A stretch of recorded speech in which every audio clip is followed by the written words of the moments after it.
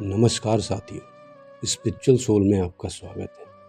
श्रीमद् भगवद गीता के पास आपके हर प्रश्न का उत्तर है। चाहे आपकी कोई भी इच्छा हो, कोई भी परेशानी हो, श्रीमद् भगवद गीता आपके हर प्रश्न का उत्तर देती है, आपके हर समस्या का हल देती है। चाहे वो परेशानी आपके मन की हो, धन की हो, या आपके शरीर की हो, या आपके रिश्तों की हो, आपको आपके हर प्रश्न का उत्तर श्रीमद् भगवद गीता में जरूर मिलेगा। श्रीमद् भगवद गीता साक्षात भगवान की दिव्य वाणी है। आज हम आपको श्रीमद् भगवद गीता के अनमोल उपदेश आपको बताएंगे, जो आपकी पूरी जिंदगी बदल देंगे।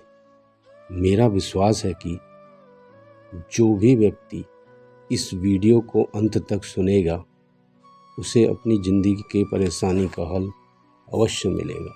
खुश रहना है तो ज़िंदगी के फैसले अपनी परिस्थितियों को देख कर लें। दुनिया को देखकर जो फैसले लेते हैं वो दुखी ही रहते हैं।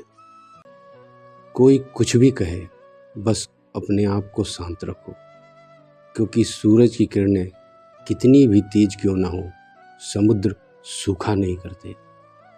एक ने शिकायत की, हे मेरे ईश्वर, बड़ी मुश्किल से मैंने घोंसला बनाया था, आपने तूफान भेज दिया और मेरा घर उजड़ गया। ऊपर से आवाज़ आई, तेरे घोंसले में सांप आया था तुझे काटने के लिए, इसलिए तूफान भेजा था, ताकि तुम जाग जाओ और उड़ सको और तुम्हारी जान बच सके। हमारी ज़िंदगी में कितनी भी मुश्किलें आती हैं और हमें पता भी नहीं होता कि हमारा परमात्मा हमें किस किस तरीके से बचाता है। अगर तुम्हें लगता है कि परमात्मा तुम्हें कष्ट के पास ले आया है, तो भरोसा रखो मेरे दोस्त, वो तुम्हें कष्ट के पार भी ले जाएंगे।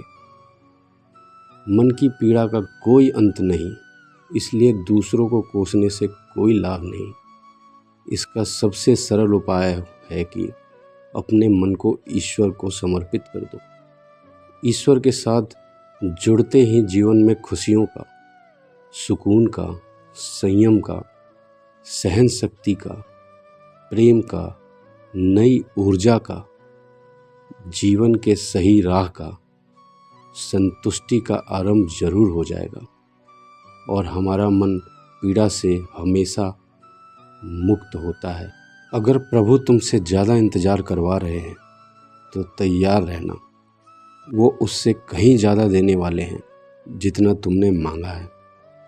जिस तरह लोग मुर्दे इंसान को कंधा देना पुण्य समझते हैं, काश इस तरह जिंदा इंसान को सहारा देना पुण्य समझने लगे थे, तो ज़िंदगी आसान हो जाती। मत सोच इतना ज़िंदगी के बारे में, जिसने ज़िंदगी दी है उसने भी तो कुछ सोचा होगा। आपका बीता हुआ कल भले ही कष्टों से भरा हुआ हो, पर आने वाला कल आपके हाथों में।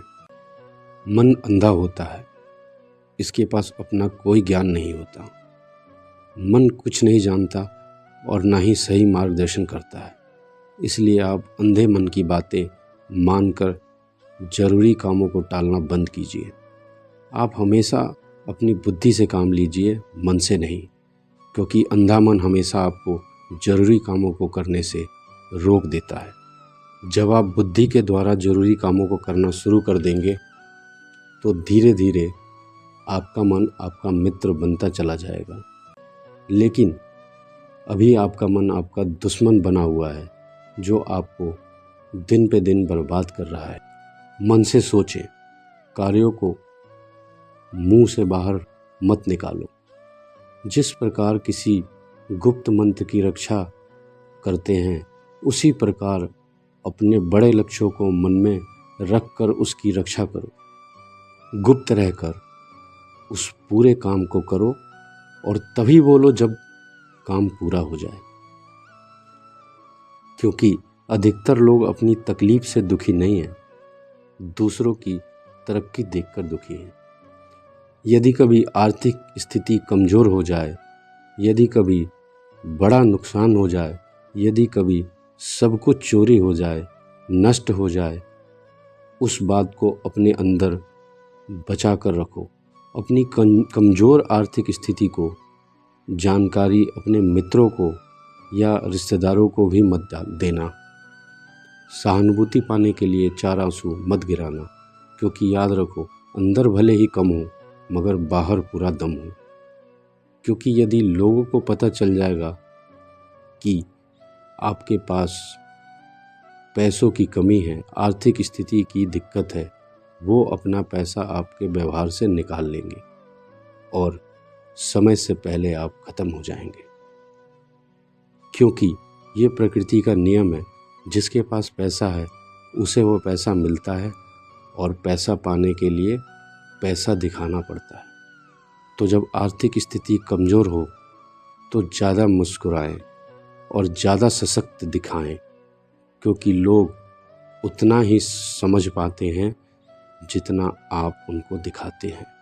रोना छोड़िए, औसत ज़िंदगी को स्वीकार करना छोड़िए, अतीत के बारे में सोचकर दुखी होना छोड़िए, क्या नहीं है इसकी परवाह छोड़िए, कल क्या होगा इसकी चिंता करना छोड़िए।